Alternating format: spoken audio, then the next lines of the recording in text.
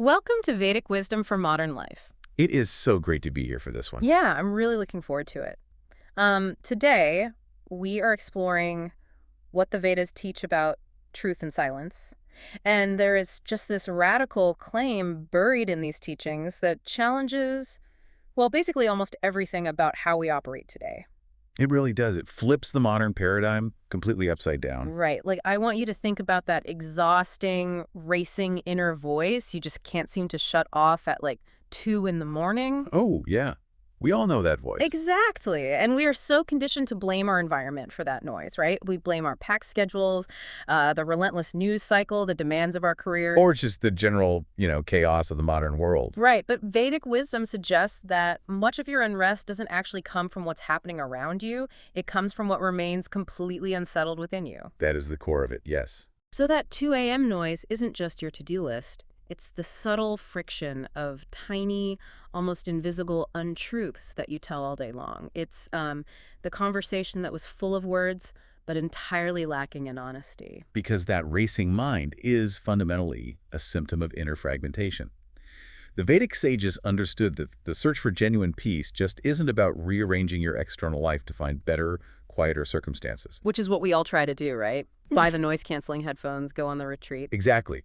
But you could move to a cabin in the woods, and if your mind is fractured, the woods will just become loud with your own anxiety. Wow. Yeah, the woods become loud. Right. Finding peace requires treating truth and silence not just as like polite social etiquette or moral ideals. They have to be rigorous, sacred disciplines. Disciplines, not just nice ideas. Exactly. These are practices that actively purify your consciousness and protect your baseline energy.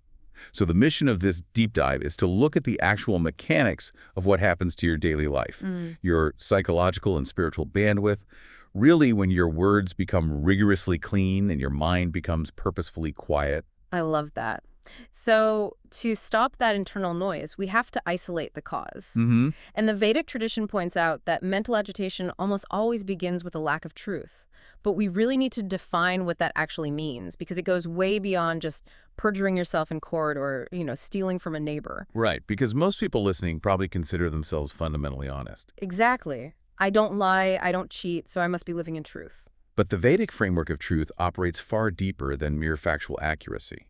Truth, in this context, is alignment. Alignment. Yes, it is alignment with reality and alignment with Dharma, which can be understood as your natural law or your highest internal operating code. Right, your true nature. Exactly. It means there is this seamless, unbroken thread connecting what you know deep down, what you speak out loud, and how you actually conduct your life. Thought, word, and deed. Yes. When those three elements are fully aligned, your life gathers into wholeness. Your energy isn't leaking out through contradictions. It makes me think of a computer RAM analogy. It illustrates that cognitive load perfectly. Oh, I like that. How so? Well, living out of alignment is like running a machine with 50 heavy background applications open simultaneously. You might be staring at a blank desktop. Right, outwardly, everything looks fine, but the internal fan is just screaming. Yes, because it's working so hard. Exactly, because subconsciously, you're forcing your system to remember which mask you wore with which friend, or which embellished story you told at the office to sound more competent. Or which boundary you pretended you didn't need just to keep the peace. Right. You're constantly rendering alternate realities, and it completely drains your spiritual battery. It drains the battery because maintaining an illusion requires literal, measurable cognitive and spiritual energy. Wow. Literal energy. Yes, truth is considered a vital spiritual force precisely because it prevents the mind from splitting into those disparate fragments. When you operate from a place of strict alignment, your system doesn't have to expend energy protecting appearances. You don't have to manage the scaffolding, basically. Right, the scaffolding of an inflated ego. The sages understood that when you speak falsely, even in microscopic, seemingly harmless ways, something inside your foundation loses its firmness. You introduce a subtle wobble into your own consciousness. A subtle wobble. That is such a powerful image. But let's look at the friction there, because the total alignment sounds incredibly straightforward in theory, but human reality is just so messy. Oh, incredibly messy. Right. So sometimes the absolute truth of my internal state is that I am furious or petty or, deeply uncharitable. If I express all that unfiltered anger to a coworker, aren't I technically in alignment? Like, I'm expressing exactly what I feel, even if I'm causing absolute chaos in the office. That is a very common, modern misunderstanding of authenticity and Dharma. Oh, really? Tell me more. Yeah, alignment isn't just a license to blurt out every passing emotional storm. It is alignment with your highest duty, your deeper essence, not your most reactive impulse. Okay. So there's a difference between essence and reaction. Exactly. If you're feeling petty, acknowledging that internally observing it without denial is truth. But weaponizing it outwardly is just the ego protecting itself under the guise of honesty. We use honesty as an excuse to be harsh. Precisely. We had to separate the truth of the deeper self from the noise of our passing physiological reactions. The untruth the sages warn about isn't just about hiding malice. It's about the chronic suppression of your actual capacity and reality. Which naturally brings us to the subtle forms of untruth that drain us daily, right? Like it is pretending to feel a level of enthusiasm you simply don't possess. Or hiding deep resentment behind extremely polite, agreeable words. Yes.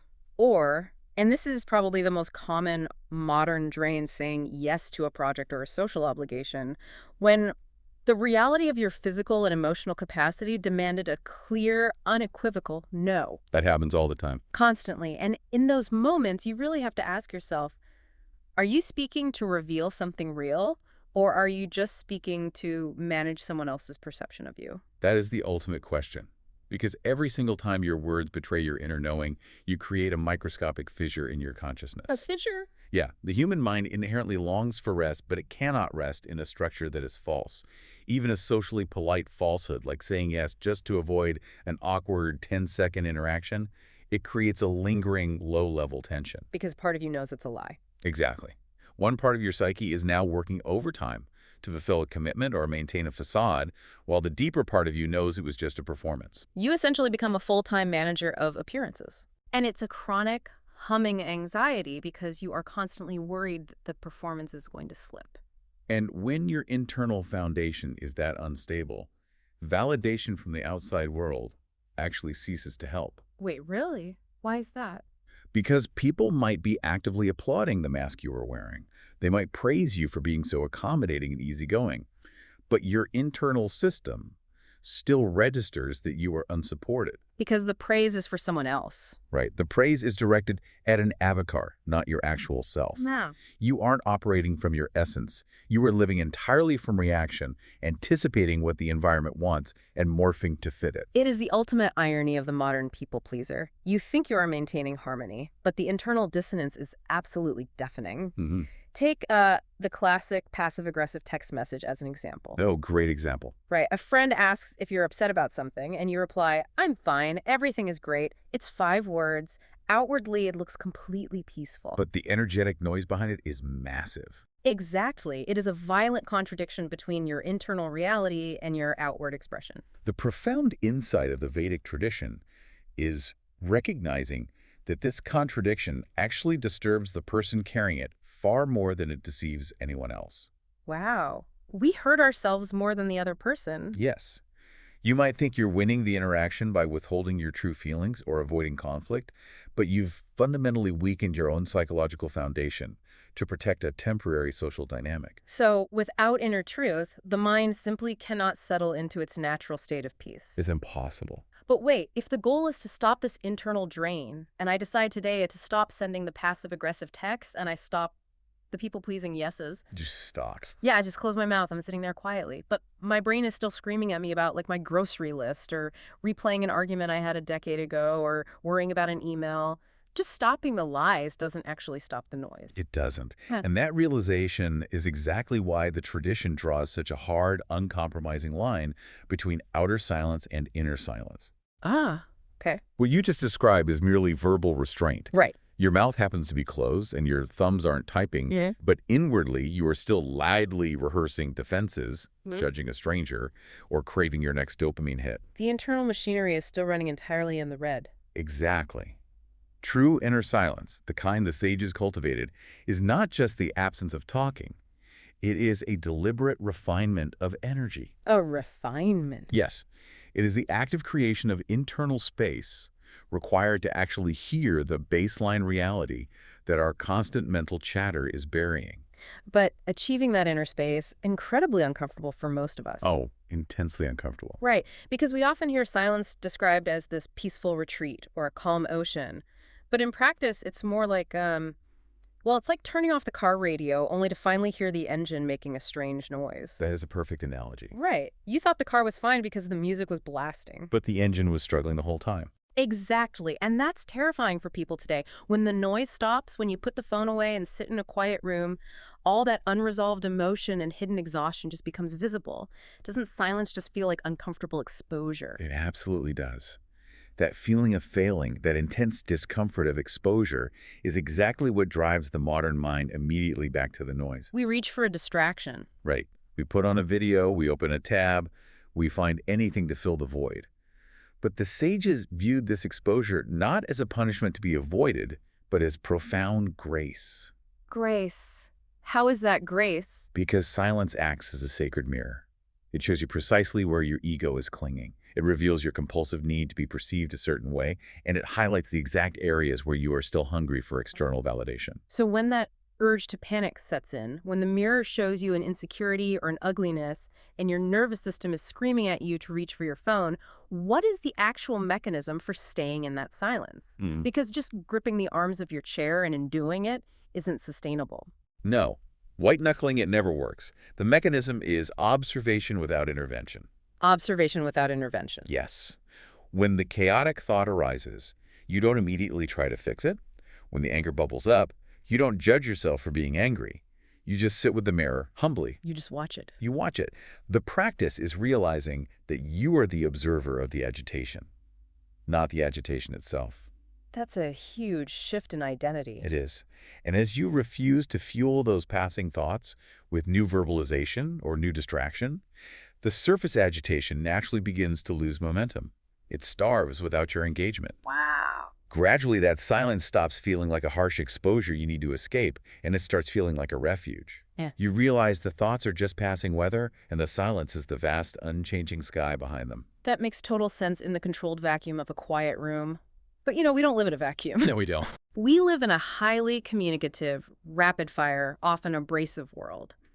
If I am cultivating this inner silence and committing to internal truth, how do I actually participate in, like, a high-stakes Tuesday morning staff meeting? You participate through the rigorous discipline of measured speech. Measured speech. Yes.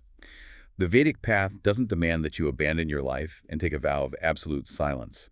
It demands that your speech becomes intensely purposeful. Measured speech occurs when your commitment to truth is joined by 3 other essential filters: Okay, what are they? compassion, timing, and restraint. Wisdom is never just about blurting out everything that happens to be factually accurate in your head. It's easy to outline those filters, right? Truth, compassion, timing, restraint. But how do you actually engage them when your nervous system is completely hijacked? Right, in the heat of the moment. Yeah. Say a coworker unfairly throws you under the bus in that staff meeting. Your pulse spikes, your face gets hot. The absolute truth of that moment is that you want to verbally dismantle them in front of everyone. How does this philosophy apply in that split-second reaction? This is precisely where the grueling practice of sitting in inner silence pays off in real time. Silence physically stretches the gap between stimulus and response. It stretches the gap. Yes. When that coworker throws you under the bus, the untrained, fragmented mind reacts instantly, usually with a sharp defensive retort that just escalates the conflict. We've all been there. But the mind that has trained in the mirror of silence recognizes the physiological spike in the body. It observes the ego's immediate frantic desire to retaliate and reestablish dominance. And because it has practiced observation without intervention, it can consciously hit the brakes. So you use the internalized silence to filter the reaction before it leaves your mouth. Exactly. You utilize that expanded split second to evaluate the impulse. You ask, is what I am about to say actually true, or is it just my ego defending itself? Is this the right time to address this? Is it necessary? And crucially, is there compassion in my delivery? That compassion element is where the modern concept of radical honesty often completely falls apart. Oh, absolutely. People weaponize truth. They use the phrase, "I'm just speaking my truth," as a blank check to be incredibly cruel or inconsiderate. It happens all the time. The Vedic texts make it very clear that truth delivered without any sensitivity or regard for the other person's humanity isn't righteous. It is just harshness. And harshness is simply the ego wearing a mask of moral superiority. That is beautifully said. If truth is spoken without sensitivity, it devolves into emotional violence. Emotional violence, yeah. Conversely, if compassion is spoken without truth, it devolves into enabling, flattery, or cowardice. Wow, cowardice. That's a strong word, but it's true. The discipline of measured speech systematically removes manipulation from your relationships. You stop using words as tools for domination, to win arguments, or crush someone else's perspective. And equally important, you stop using silence as a weapon. The silent treatment, Right. which is, the absolute furthest thing from the sacred silence we are discussing. It really is. Because the silent treatment is incredibly loud. It is suppressed anger and agitation weaponized as a void to punish someone else. Exactly. Measured speech means you begin to value clarity over the modern obsession with speed. We feel immense pressure to react instantly to everything, right? Oh, completely. Fire off the email, reply immediately, drop a comment the second we feel offended. But when you allow your words to pass through the filter of your deeper awareness before they pass through your tongue, the volume of your speech naturally decreases. Your words become fewer, but they carry immense gravity. People listen when you speak. Yes, people begin to trust you deeply because they recognize that your speech is anchored in reality, not driven by every passing emotional storm. You essentially become a safe harbor for the people around you because your foundation is actually solid. That's a great way to view it. And as we refine our outward speech and clear away the inward noise, the tradition points out that this is all essentially preparation, right? We aren't doing this just to become slightly better communicators or more efficient employees. No, not at all. Refining truth and silence clears the path for the ultimate goal of these disciplines, connecting with the deeper self. Yes, this is the profound pinnacle of the practice. The highest value of silence in the Vedic framework is that it creates the necessary inward atmosphere for true self-awareness to dawn. You can't think your way to it. No, you simply cannot reach the deeper self through endless intellectual argument with your own mind. Yeah. You cannot find it by endlessly verbalizing your trauma or analyzing your traits. Right. In this tradition, silence is not an empty, dead void, which is how the Western mind often fears it. Silence is a living, restful nearness to truth. It is the atmosphere where the presence of the self actually becomes accessible. It is so incredibly liberating to realize that you don't have to reject the world to find that presence. You don't have to flee to a mountaintop or abandon your family. You really don't. You just have to stop compulsively filling every single empty space in your day with commentary, content, and defense mechanisms. When you do that, speech is returned to its proper place. They become a tool. Yes, a tool you use to love, to teach, to guide, and to fulfill your daily duties. But you are no longer enslaved by the absolute compulsion to constantly produce sound and manage perceptions. And as that commitment to truth radically simplifies your life, you remove the exhausting cognitive load of protecting false images. You close all those background apps. Exactly. A massive channel opens up within you. Grace, wisdom, and profound self-knowledge can finally enter your experience because you have actually made room for them. You learn the profound joy of simply being without the desperate need for endless outward stimulation. If we look at the entire journey of this philosophy, truth removes the distortion. It forces you into alignment with reality and stops the endless, exhausting fragmentation of your mind. Silence, on the other hand, removes the excess. It acts as the mirror, giving you the depth to actually hear the quiet wisdom that has been buried under the noise all along. They really work in perfect harmony. They do. Together, truth and silence don't just calm you down, they anchor you in what is undeniably real. They return a profound spiritual dignity to the most mundane moments of our everyday lives. Today, when you find yourself with a spare moment waiting in line, sitting in your car, notice the urge to immediately reach for a distraction. What would happen if, just for 1 minute, you didn't fill that space? What might the deeper self whisper to you if you finally gave it the quiet to be heard? Thank you for joining us for this deep dive. As you move through your day, watch your words gently. Try to let them be a little cleaner, a little truer. We invite you to subscribe, like, and share how you are bringing truth and silence into your own modern life.